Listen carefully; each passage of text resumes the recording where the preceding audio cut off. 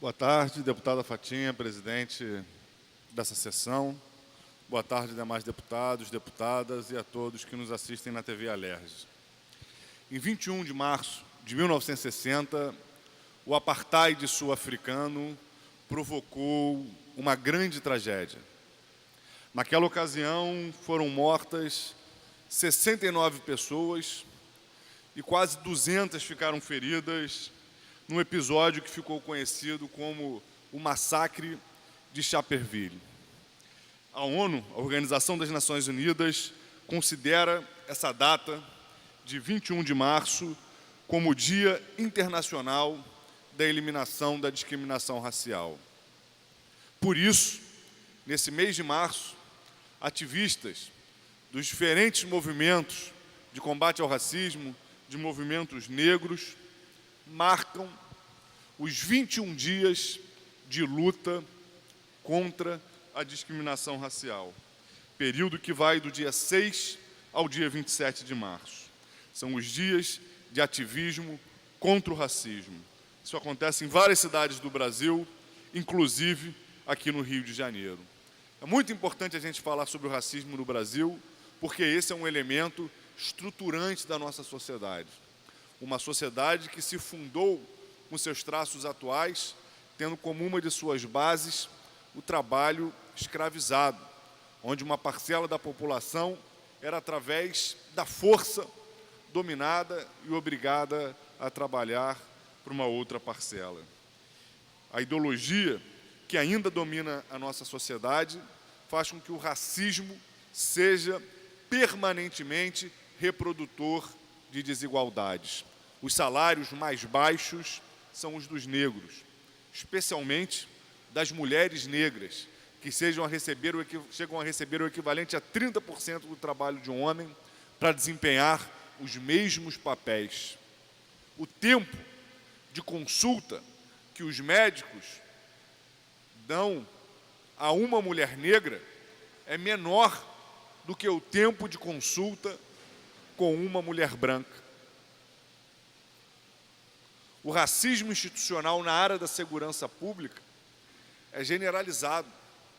Isso se reflete tanto no fato de que a maior parte da população carcerária no Brasil e no Rio de Janeiro é negra, quanto no fato de que a violência que atinge a nossa sociedade atinge de forma ainda mais brutal a população negra, inclusive e especialmente a violência policial. Muitas vezes, as nossas forças policiais, mesmo composta também, boa parte das vezes, por pessoas negras, naturaliza nas suas práticas e nos seus procedimentos a ideia de identificar na população negra a cor da suspeição. Isso é inaceitável e isso diz respeito ao que a gente chama de racismo institucionalizado. Infelizmente, no nosso país, não se assume a gravidade desse problema. O fato de termos uma parcela considerável da nossa população miscigenada faz com que se venda uma ideia de que seríamos uma democracia racial. Não é assim que acontece de fato. Apesar de termos a miscigenação, a marca do preconceito, a marca da discriminação ainda é muito presente e de forma muito contundente na nossa sociedade. As condições de vida da população negra são, no geral, muito piores do que as condições de vida da população branca. A gente sabe, por exemplo, levantamento de que o índice das mulheres que receberam orientações sobre a informação do aleitamento materno para as mulheres negras é de 62%, para as mulheres brancas é de 77%. Ou seja, uma informação básica que diz respeito à saúde das mulheres, à saúde das nossas crianças, mesmo uma informação como essa, chega de forma desigual entre as mulheres de acordo com a cor da sua pele. Isso não tem outro nome, não pode ser considerado de outra forma que não seja racismo.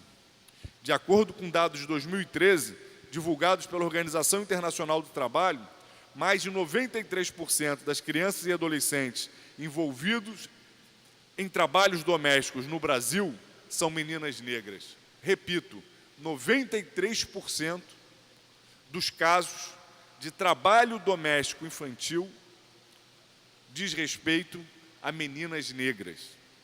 É uma forma de exploração do trabalho infantil que tem gênero e que tem cor. Isso são elementos que não podem nos deixar de ter a convicção de que o racismo é algo ainda muito presente na nossa sociedade. Aliás, durante algum tempo, o racismo foi institucionalizado de tal forma que a nossa legislação previa pena de prisão para quem praticasse elementos da cultura negra, como a capoeira, como as religiões de matriz africana. E ainda hoje, o Estado brasileiro controla peças históricas da cultura africana que foram apreendidas durante esse período em que a manifestação das culturas de origem africana eram proibidas. Isso é parte da nossa história que, infelizmente, a gente ainda não conseguiu se livrar.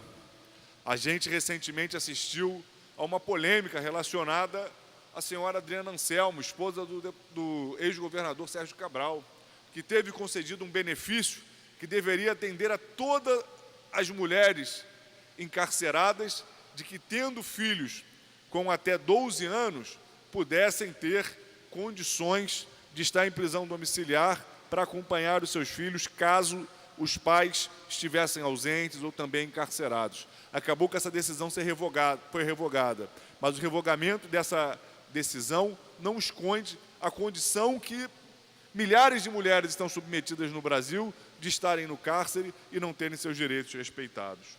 É claro que nos últimos anos a gente tem conseguido conquistas, como a política de cotas, como a titulação de terras quilombolas, mas mesmo essas políticas são dificultadas, porque a titulação das terras quilombolas é morosa, porque a UERJ, a primeira universidade do Brasil a estabelecer a política de cotas, funciona hoje numa situação de penúria, dificultando o acesso do conjunto da população, em especial dos seus cotistas, que são pioneiros aqui no nosso país.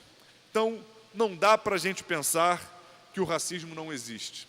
E os 21 dias de ativismo contra o racismo são parte de uma campanha que o movimento negro, que o movimento do combate ao racismo faz questão de colocar na agenda brasileira e que a gente aqui no Rio de Janeiro se esforça para contribuir para essa luta, para que a gente não siga negando o racismo, reproduzindo o preconceito, reproduzindo a discriminação e reproduzindo as situações de violência e de desigualdade que são desdobramentos desse fato da nossa sociedade ainda ser extremamente racista. Então, nossa saudação ao movimento negro, a essa luta pelo combate ao racismo e que a gente consiga transformar essas estruturas racistas e patriarcais da nossa sociedade que a tornam tão violenta e tão desigual.